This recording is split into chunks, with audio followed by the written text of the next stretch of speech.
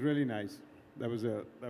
And from the heart, I can say. So, just a lot of good experience, a lot of, yep, I was quite touched with everything that you said there. Very relevant for the audience here because I think this sector is one that needs both the heart and the mind and the brain, and couldn't have said it more better. Well, thank you. Can you say that again? No, kidding. So, as I mentioned in the quick introduction of, we could spend all day given all your accomplishments, but you were founder of UTV, wildly successful, sold to Disney, now chairman of upGrad. What are some common denominators that you see both in those businesses and others that you think are kind of core to successful growing businesses? What are some of the key fundamentals? So maybe I'll be a little counterintuitive and slightly boring, but I think for me, having grown up in a lower middle class family and starting a business at the time in which there wasn't that kind of funding, I think my common theme has been frugality. And I think businesses that are built with a frugal mindset, that's why I said it's not something that you hear in a normal conversation here, actually is the bedrock of a lot. So I think that's something that as a principle has stayed with me for the longest period of time. And in fact, right now, just the last time we were having an offsite with our upGrad team, and it was a 1.5-day one, and I sneaked in off the freeway, and I took them to some of our villages at our Swadesh Foundation, and they spent half a day there listening to the other half, how they skill, what do they spend, what are their aspirations, and the next 1.5 days we had a workshop on frugality in this sector. So I think that's one common theme. I think the second one for me has been, I think when I start building something, I always get bashed up in the short term. I think people either don't understand the model. When we've tried to build in media, we were trying to build a conglomerate. Everyone said, where's your focus? I think what we're doing today in upGrad also, it's a little bit more of an integrated model. It's not easily something I can say in one line, which for most people say, well, if you can't say it in one line. But the point I'm making is that I think a lot of us as entrepreneurships, you need to build something where you're going to outlast most people. And I think there's a lot of what we do on the today and the here and the now, the chest thumping, the valuations, the fundraise as being the end part. So I think just outlasting is something that for me has stayed a very core part of what I've done over the last 30 years. And maybe the third one would be just the question of building credibility. Can't overestimate how important it is to build credibility. And I think we focus on the brand, but at the end of the day, credibility is way ahead of building a brand because your final brand is not based on your marketing, your messaging, your customer base. It's really on the credibility that you build. So I think these three have stood me maybe in long stead. And maybe the last one I would sneak in is there's a big difference between value creation and wealth creation. Right? I mean, value creation is what you do in plurality, and wealth creation is what you do singularly. But I think first you need to create value, then you create wealth. Most of us actually think of wealth creation as mixed up with value creation. So I don't know, that's not a normal conversation that you would kind of have, but I thought I'd put that out there. I thought that was extraordinarily wise. Thank you. So when you started upGrad a decade ago, those were the very early days of online education. What problem were you solving then, and how have you seen online education evolve to what it looks like today? So I had three very exciting co-founders, and actually they were the ones who actually came up.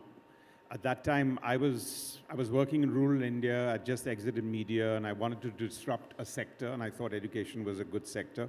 But education is a very formal word. And then Mayank, who's my co-founder, and some of the others came in, and it was their vision actually in the beginning to sort of disrupt the higher education space. But I think from there to now, today, if you were to ask me, the element of formal education, which is what we wanted to disrupt, has actually moved on because I think people are looking at a lot more 360-degree approach to what they want to do. So I think the evolution of the commitment, what I've seen as a major gap today is while we do in education what we want to do, the learning ethics has to also move in the same direction. And the reason I say that as an example is our core group here, say in India, when they're taking a course, short or long, a lot of them have different motivations. Some of them just want a certification. Some of them want to add it to their CV. Some of them want to learn. Some of them want to just say, where do I get employment? Where do I move for the job?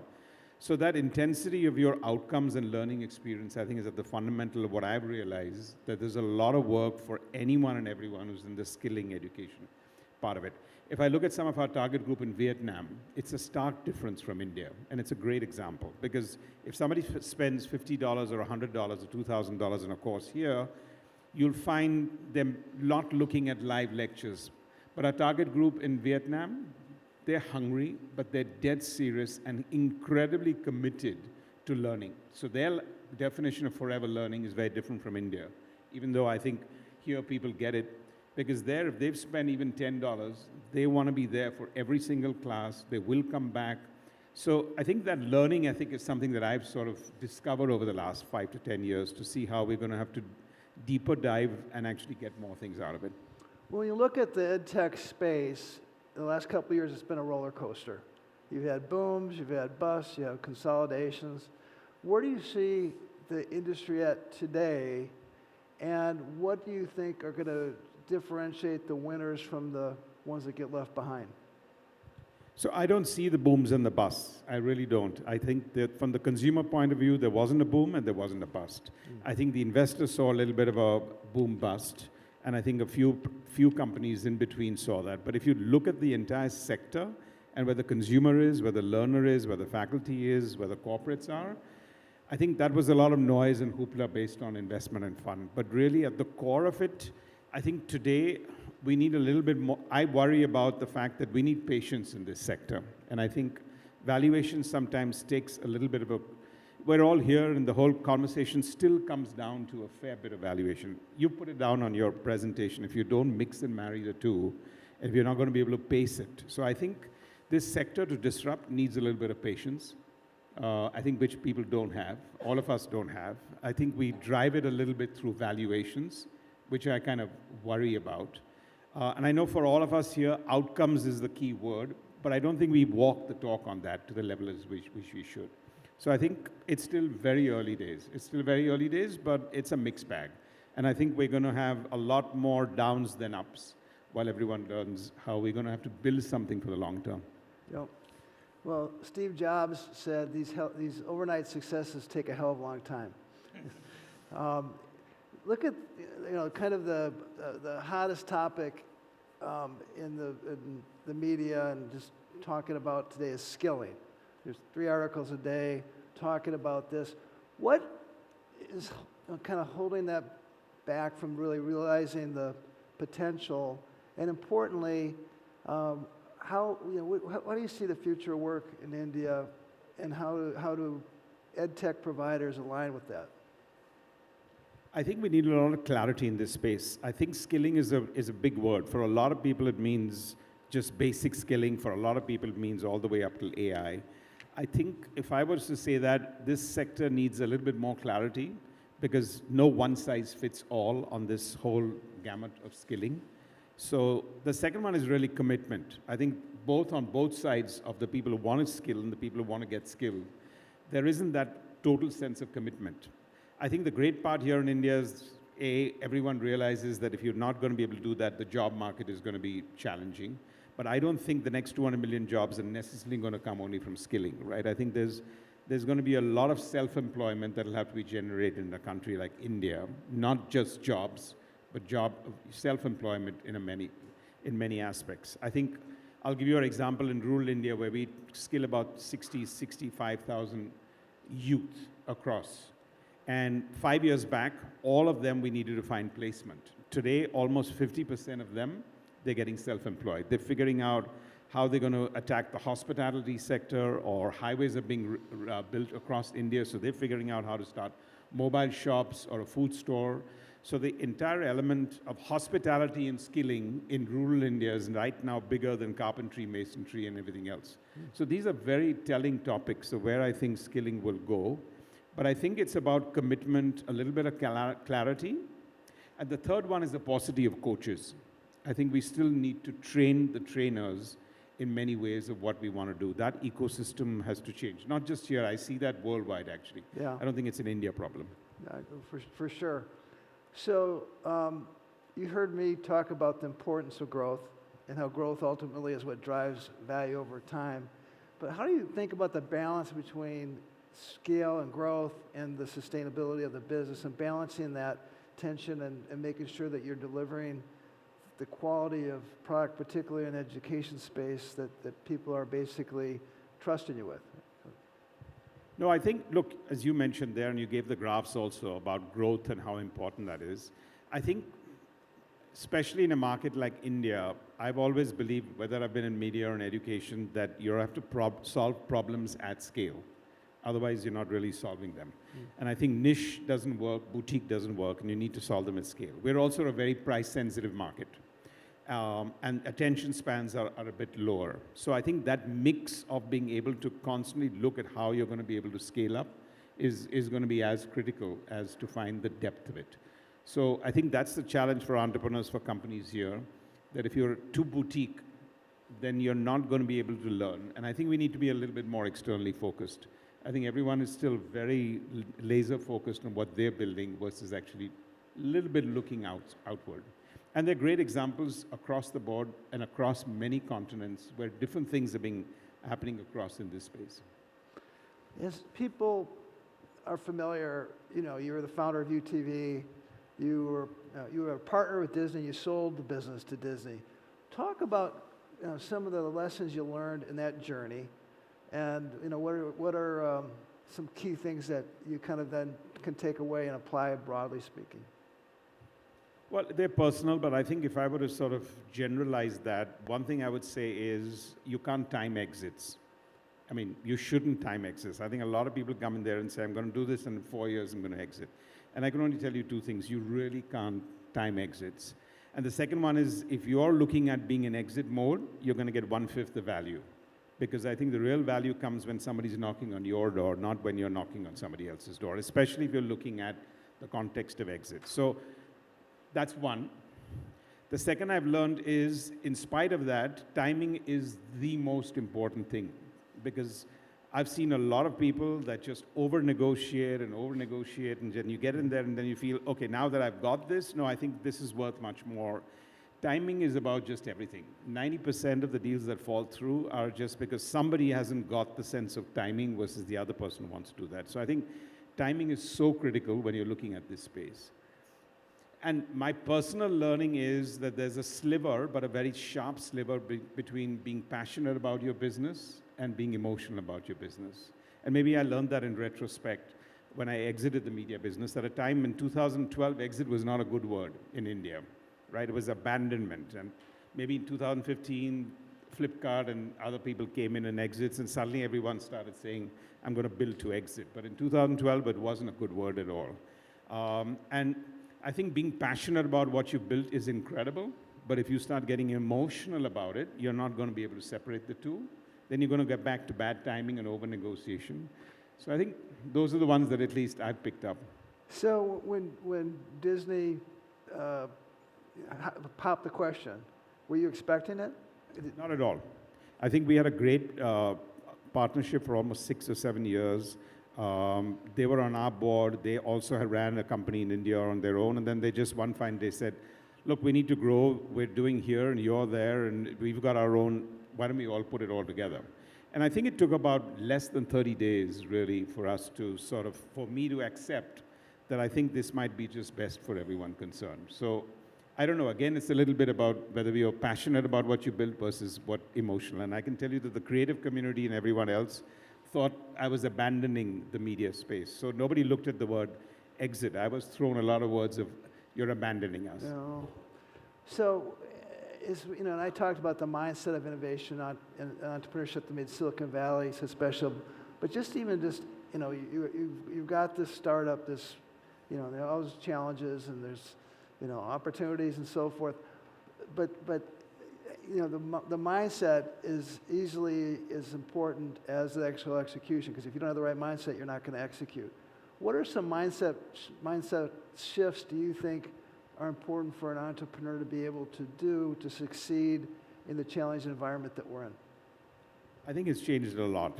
I think it has changed a lot. And I think anyone today I think the 360-degree drone view of your business is getting more and more important. I think just you have to be a 360-degree founder, leader, entrepreneur, manager, whatever you need to be. I think that's a very, very critical one.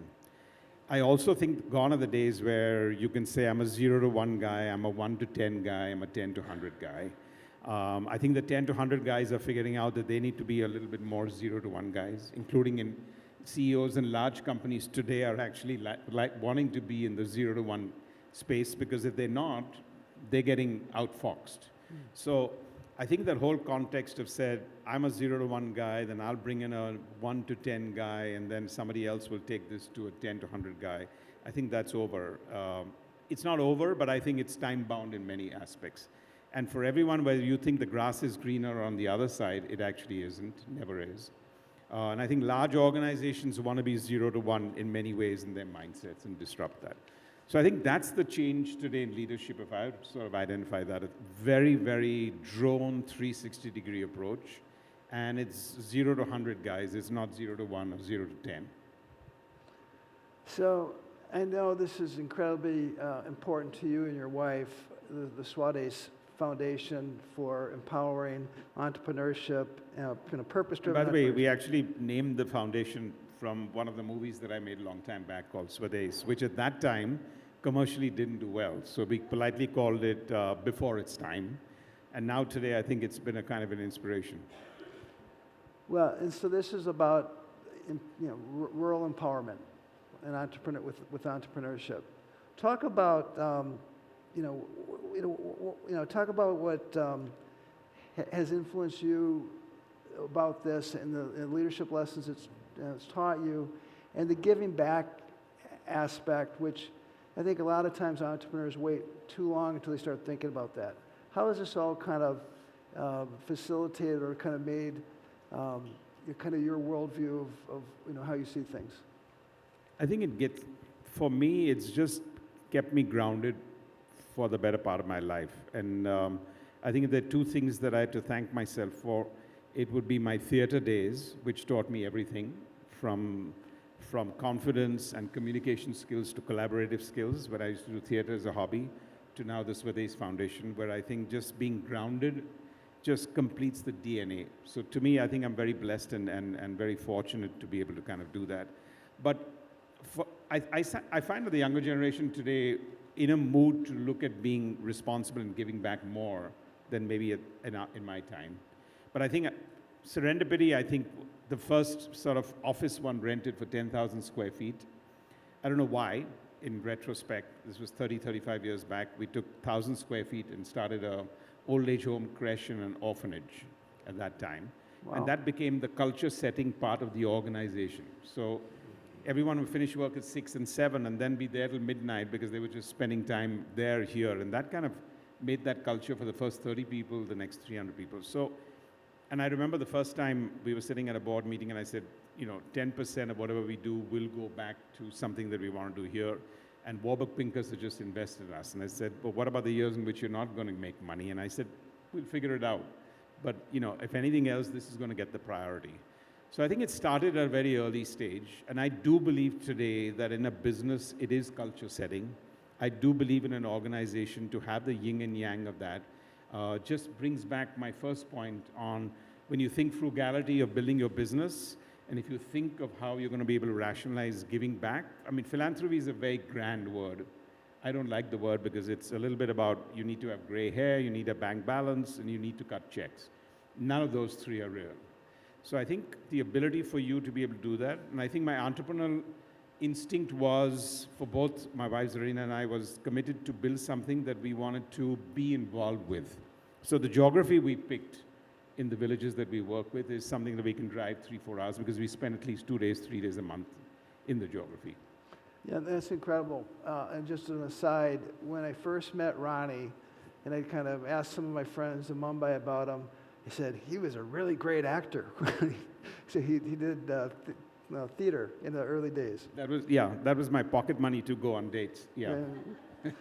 So talk about, what is, we look at the Swades Foundation and upGrad, what are the differences in the students between their aspirations and some of the difficulties that they face?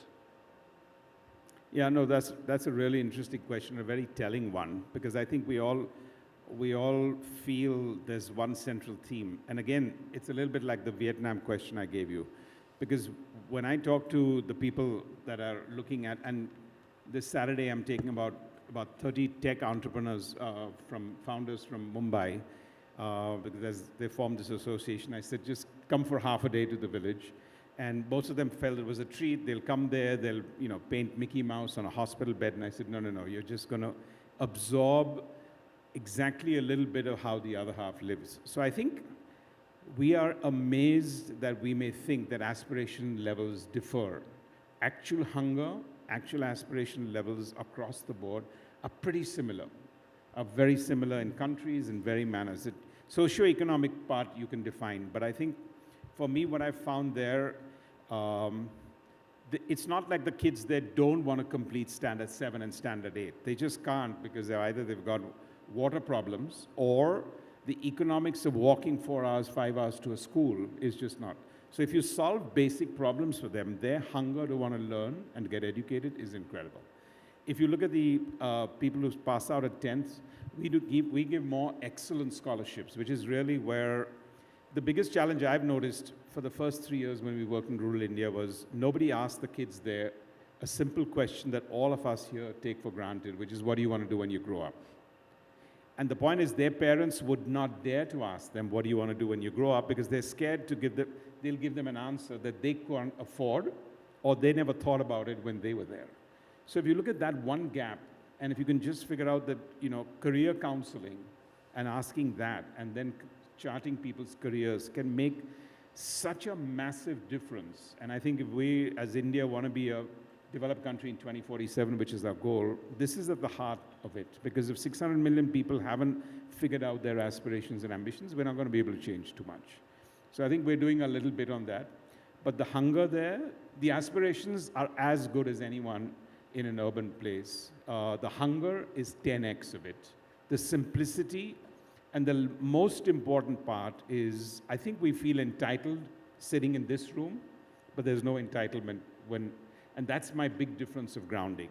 The entire concept of all of us sitting here with some sense of entitlement vanishes when you're talking to people in a different sector. And just overall data, certainly the United States, which is exciting, 65% of college students say they want to be an entrepreneur or work at a startup. Is that consistent with what you see as a roughly? Yes, as I said, where we're skilling about 30,000 of our skilling people now, they're not worried about a job. They're saying, don't worry about it. Just skill us. We'll figure it out. We'll figure what we want to do. The economy is growing. This is happening. Our parents have got a little bit of money. Today, the government gives a lot more endowments that go directly to rural India and into your bank account because everyone started a bank account. 10 years back, your intermediary took 90% of that money away. So I think what they're looking for is, yep, I'll manage. So last question. You wrote a book called Dreaming with Your Eyes Open, which talks about having these big aspirations, but relentlessly executing against them. As you look out, what excites you today? Where do you see the opportunities? And you're involved in a variety of things. So whether they're talking about media or education, the areas of not-for-profit, games, sports. What are kind of the things that you see that just you think are going to be huge? Well, yeah, I think the dream with your eyes open was exactly that, right? It's like walking with your feet on the ground versus there. So I think that is something I wanted to communicate more on failures. So I think the book was more about failures than successes.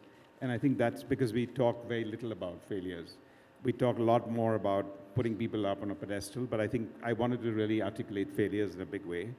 And second, Michael, I would just say, yeah, I think I feel blessed about the fact that I can today have the ability to storytell, which I think is a lot to do why, for me, upGrad works, because I think at the end of the day, core in education, learning, skilling is storytelling. Yeah, it is storytelling. If you can't inspire and you can't enthrall and you can't change that, you can't do anything else. So to me, that was my link between media and education was really storytelling at the core. And I think maybe one more thing for me personally has been now the power to say no. I think when you get to a particular stage, that one leverage of being able to say no to many things and yes to a few actually changes your life perception, and you feel a lot more liberated. So I think today I feel a lot more liberated by just feeling that I'm blessed enough now to have the ability. When you're starting up, you're scrappy, you're opportunistic, you need to say yes to much more, you're building a business. But if you ever have the opportunity to have the power to say no, it's the most liberating thing in the world. Well, with that, please help me thank Ronnie for being here.